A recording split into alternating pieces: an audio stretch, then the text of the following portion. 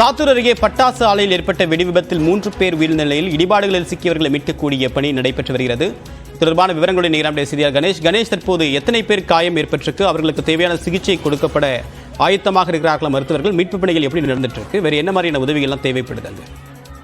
தேவப்பிரியன், சாத்தூர் அருகே பந்துவார்பட்டியில் சகாதேவன் என்பவருக்கு சொந்தமான குருஸ்டார் என்ற பட்டாசு ஆலை செயல்பட்டு வருகிறது. இன்று வழக்கம் போல் தொழிலாளர்கள் காலையில் பட்டாசு ஆலையை திறந்து பட்டாசு ஆலையில் காலையில் வழக்கமாகவே இந்த ரசாயன மூலப்பொருட்களை கலவை செய்யும் பணியானது வழக்கமாகவே நடைபெறக்கூடிய ஒரு வழக்கமான பணியாக இருந்து வருகிறது.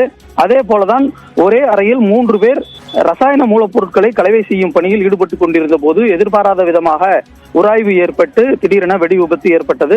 இந்த விபத்தில் அந்த ஒரே அறையில் பணி செய்து கொண்டிருந்த 3 தொழிலாளர்கள் உடல் சிதறி உயிரிழந்திருக்கிறார்கள். மேலும் அந்த அறையை சுற்றி இருக்கக்கூடிய அடுத்தடுத்து இருக்கக்கூடிய 3 அறைகளும் தரைமட்டமாகி சேதமடைந்திருக்கிறது. தற்போது அந்த தீ விபத்தானது தொடர்ந்து அந்த அறைகளில் வெடித்துக் கொண்டிருப்பதன் காரணமாக தீயணைக்கும் பணியில் தொய்வு ஏற்பட்டிருக்கிறது. மேலும் பல தொழிலாளர்கள் உள்ளே சிக்கி இருக்கலாம் என கூறப்படுகிறது. ஆனால் தீயணைப்பு வீரர்களே உள்ளே செல்ல முடியாத அளவிற்கு தொடர்ந்து பட்டாசுகள் என்பது வெடித்து சிதறி கொண்டிருப்பதன் காரணமாக மீட்பு பணியில் சற்று தொய்வு ஏற்பட்டிருக்கிறது.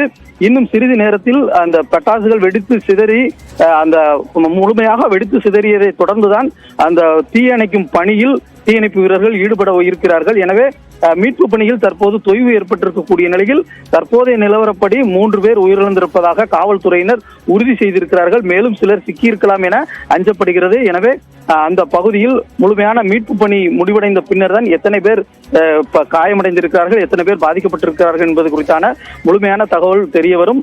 ஆனால் தற்போதைய நிலவரப்படி 3 பேர் உயிரிழந்திருக்கிறார்கள் என்பதை மட்டுமே காவல்துறையினர் உறுதி செய்திருக்கிறார்கள். தொடர்ந்து அந்த பகுதியில் பொதுமக்களும் அதிக அளவில் கூடி வருவதால் அவர்களை அப்புறப்படுத்தக்கூடிய பணியிலும் காவல்துறையினர் ஈடுபட்டு வருகிறார்கள். ஏற்கனவே கடந்த மே 9ஆம் தேதி சிவகாசி அருகே ஏற்பட்ட வெடி விபத்தில் 12 பேர் உயிரிழந்திருக்கக்கூடிய நிலையில் அடுத்தடுத்து இன்று ஏற்பட்டிருக்கக்கூடிய வெடி விபத்தானது பட்டாசு தொழிலாளர்கள் மத்தியில் பெரும் அச்சத்தையும் அதிர்ச்சியும் ஏற்படுத்தி இருக்கிறது. தேவப்பிரியன், உங்களுடைய தகவலுக்கு நன்றி கணேஷ்.